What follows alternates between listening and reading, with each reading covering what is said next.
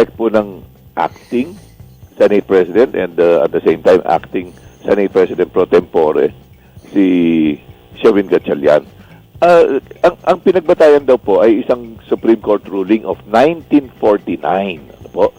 Yung Avellino versus Cuenco. Ano po ito?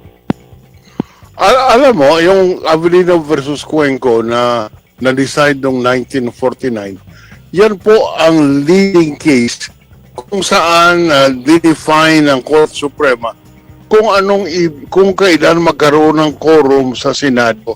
Ang issue doon, ang bilang ba ng quorum base sa 24 senators or base doon sa mga senador na available bumoto at pwedeng dalhin sa Senado para bumoto. Yung tawag to na yung coercive jurisdiction.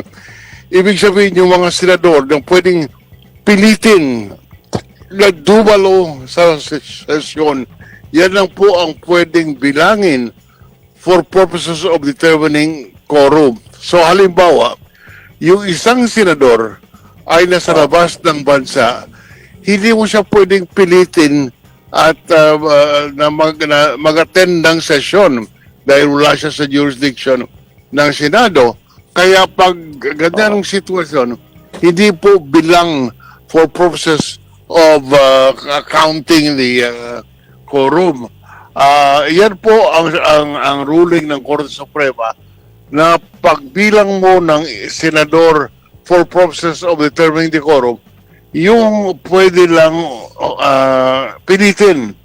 So yung nasa labas ng bansa at mga yung nakakulong dahil sa may sampay kaso ay hindi po bilang. So doon po, sinunod po namin yan noong 2015, mayroong 4 na senador na nasa labas ng bansa at 3 senador noon na nakakulong.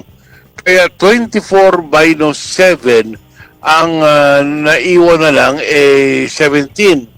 At ang basihan namin ng quorum ay yung 17 senador, kaya 12 ang nandun sa session hall.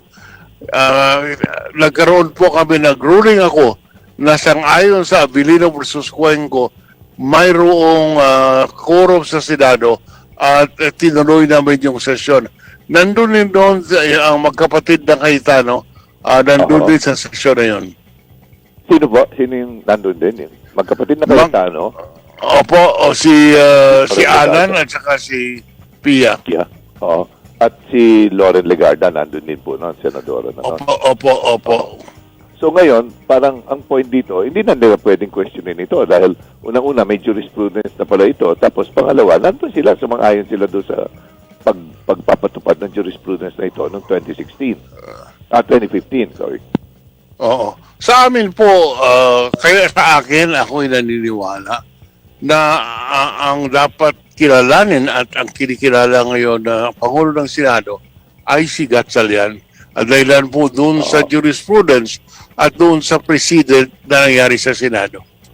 Pero bakit acting lang po ang ginawa sa kanya? Acting Senate President and acting Senate President pro tempore. Ang Senate President pro tempore po, si Gatchalian, ay hindi acting. Ganito po ang paliwanag dyan. Dahilan sa reglamento sa Senado, kung mayroong quorum, ay pwede pong palitan ang lahat na opisyalis na committee chairman ng mga committee, maliban lamang sa Pangulo ng Senado.